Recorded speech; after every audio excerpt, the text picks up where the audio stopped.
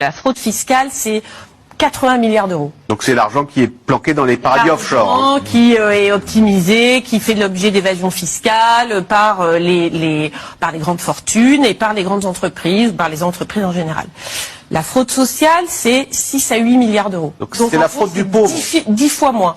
C'est la fraude du pauvre, et non, c'est pas vraiment la fraude du pauvre, parce que dans cette fraude sociale, dans ces 6 à 8 milliards qu'on estime, 70% c'est les employeurs, c'est-à-dire les médecins, c'est de la fraude aux cotisations. C'est pas de la fraude aux prestations, c'est de la fraude aux cotisations. C'est des employeurs qui fraudent l'URSSAF par le travail au noir, ou dans l'assurance maladie, c'est les médecins qui surfacturent ou qui font des actes fictifs, comme on l'a vu dans le reportage.